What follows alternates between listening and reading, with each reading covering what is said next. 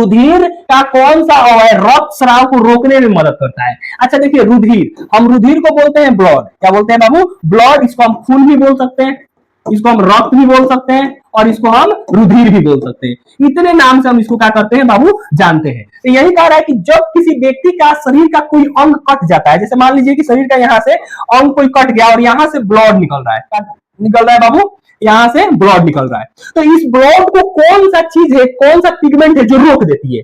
तो सबसे पहले आप समझिएगा, इस ब्लड को क्लोटिंग बनाने के लिए इसका ऑप्शन ए कह रहा है लसिका का, बिल्कुल नहीं। ऑप्शन बी कह रहा है प्लाज्मा का, ऑप्शन बी सी कह रहा है प्लेटलेट्स। तो जो प्लेटलेट्स होता है ना बाबू, वो किसको रोकने में मदद करता है? खून को थक्का बनाने में। याद रखिएगा, खून को क्या करता है? थक्का बनाता है।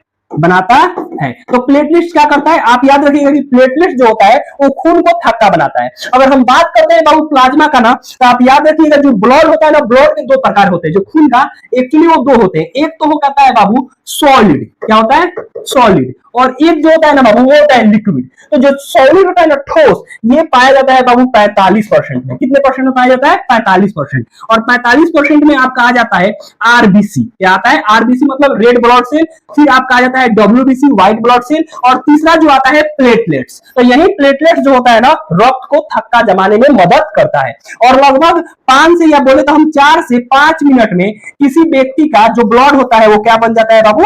थक्का बन जाता है। और जो ये लिक्विड की बात करें ना, तो लिक्विड मतलब होती है प्लाज्मा। क्या होती है बाबू? प्लाज्मा। ये हल्का चिपचिपा पदार्थ का, जैसे में आप देखिएगा ना, अगर आपका जो सेल है ना छोटा सा खरोच आ जाएगा, तो सबसे पहले क्या निकलता है? प्लाज्मा। और हमारे शरीर में बाबू प्लाज्मा 55% में पाया जाता है। ये भी क्वेश्चन पूछ सकता है कि हमारे शरीर में प्लाज्मा कितने परसेंट में पाया जाता है? 55% में। इसमें लगभग 90% क्या रहता है बाबू? 90% जल रहता है, बाकी अन्य पदार्थ रहता है। तो यहां से आप समझ गए कि जो लिक्विड पदार्थ होती है वो प्लाज्मा होती है, जो सॉलिड होती है वो 3 होती है, एक तो आरबीसी, डब्ल्यूबीसी, और तीसरा होती है प्लेटलेट्स। और यही जो प्लेटलेट्स होता है वो क्या करता है? हमारे रक्त को थक्का बनाने में मदद करता है। तो यहां से इसका आंसर क्या हो जाएगा? रुधिर को थक्का कौन बनाता है बाबू? Platelet. C is a right answer.